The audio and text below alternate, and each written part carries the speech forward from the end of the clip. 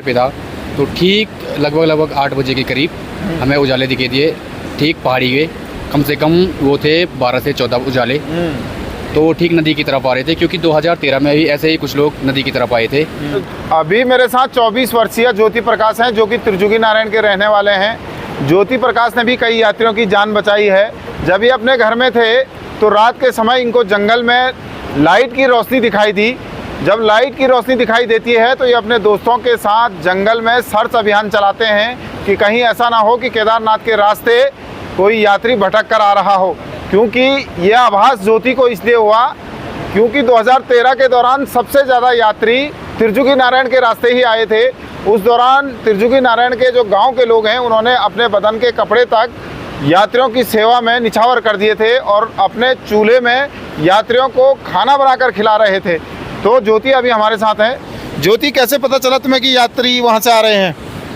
उस टाइम पे जब मैं घर पे था तो ठीक लगभग 8 बजे के करीब हमें उजाले दिखे दिए।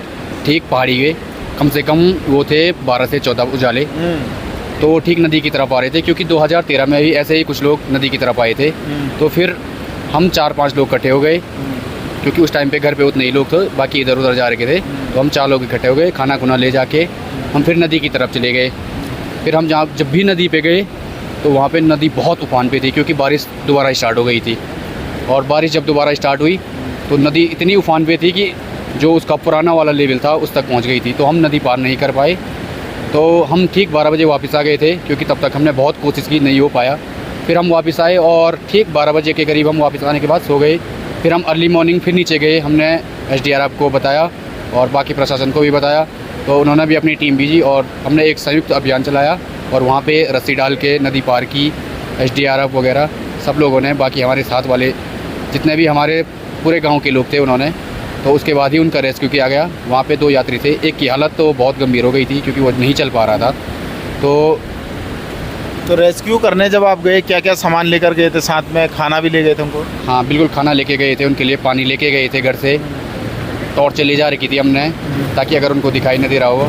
हमने बहुत कोशिश की, कुल्हाड़ी ले जा रखी थी नदी पार करने के लिए, ताकि कोई अगर लकड़ी मिल जाए तो हम लकड़ी डाल के उसको नदी पार कर सके। लेकिन उस टाइम पे नदी बहुत ज़्यादा उफान पे थी रात को, तो वो नहीं हो पाया है। तब दिन में नदी इतनी चौड़ी है, लगभग 100 मीटर, तो रस्सी के सहारे ही हो पाया था वो।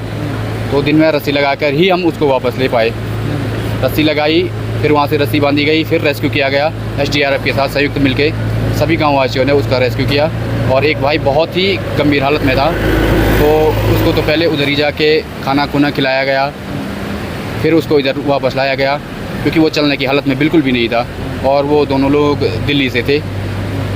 यानी कि समय पर आप नहीं पहुंच पाते वहाँ तो हादसा बड़ा हो सकता था। बिल्कुल बिल्कुल। एक की हालत तो बहुत ही गंभीर हो गई थी, क्योंकि वो न ऊपर चल पा रहा था, नीचे वो लेट गया था एकदम से। तो बड़ी मुश्किल से उससे कांटेक्ट कर पाए, उसके दूसरे साथी से। तब उसको बताया गया कि हम आ रहे हैं, उसी के पास रहे। तो फिर जाके वहाँ से रस्सी फंसाई गई, फिर रस्सी के सहारे हम उधर गए। फिर SDRF की टीम ने उसको पहाड़ी पे चढ़ के नीचे लाए। बाकी लड़के भी गए लोकल से, जो बाकी हमारे साथ के साथी। तो रात को आपको डर नहीं लगा? लोग वहाँ से भाग रहे थे इधर को और आप उधर चले गए? नहीं, ऐसा डर तो नहीं लगा, क्योंकि हमने पहले भी आपदा देखी हुई है, 2013 की त्रासदी देखी हुई है। तो उतना डर नहीं लगा। यही था कि कोई फिर से न मर जाए, फिर से किसी के साथ ऐसा हादसा न हो जाए फिर से, इसीलिए हम चले गए पहले ही। क्योंकि 2013 में वहाँ से बहुत लोग लापता हो गए थे, वहाँ नीचे आते आते, इसीलिए हम पहले ही चले गए थे। ज्योति, करते क्या हैं आप और क्या बनना चाहते हैं? फिलहाल तो मैं GMAX IT सर्विस में प्रीपेड काउंटर यही उस पर सर्विस दे रहा हूँ। अभी तो फ़िलहाल वही जॉब कर रहा हूँ मैं। फ़िलहाल 19 से तो मैं वही हूँ। पढ़ाई पूरी हो गई? हाँ, पढ़ाई पूरी हो गई है मेरी। अच्छा, बनने का क्या ठाना था तुमने कि भाई मुझे ये बनना है? यहाँ का सबका एक ही रहता है, पहले तो आर्मी।